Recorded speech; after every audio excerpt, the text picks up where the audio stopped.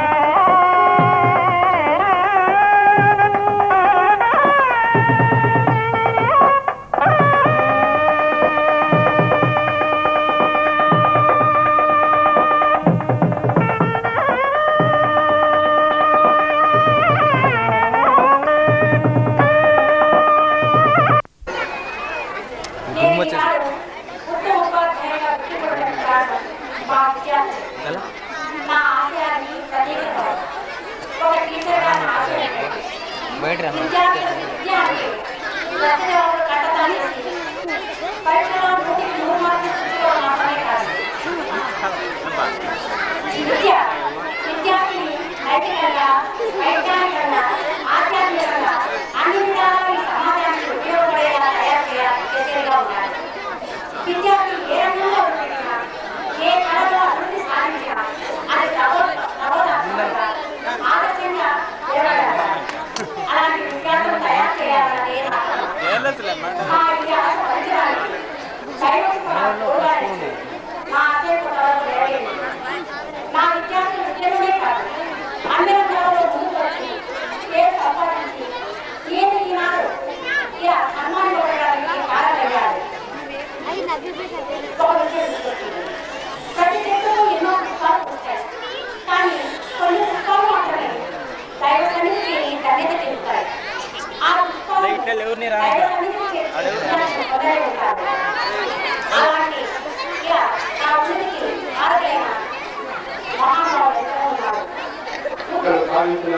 వ్యక్తి గురించి ఎన్నో బహుమానాలు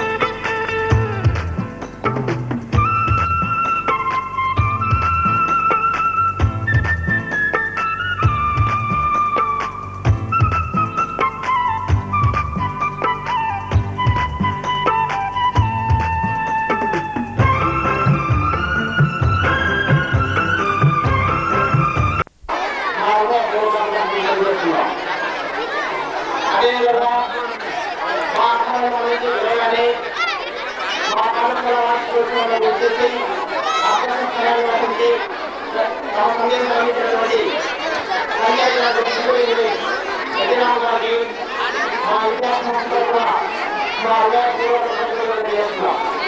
మరియు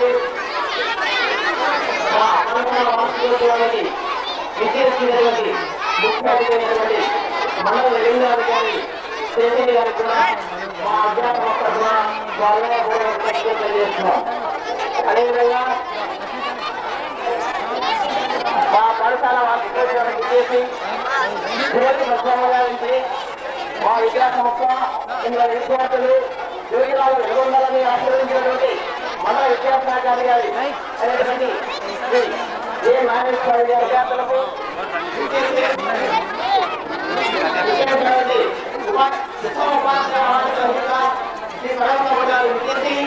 మా చిన్న సన్మానం స్వీకరించి తమ సందేశాలను వారికి కూడా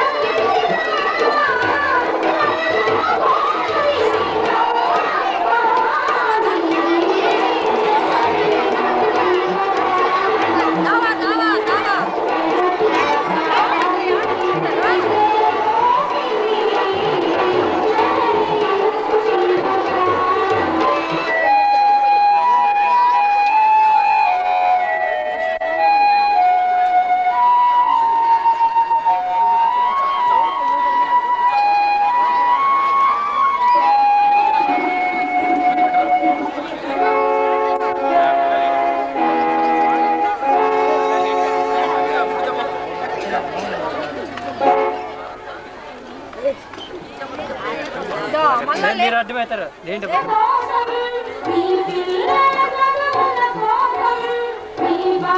కూర్చొని చూస్తానప్ప కూర్చున్నా మంత్రి కూర్చో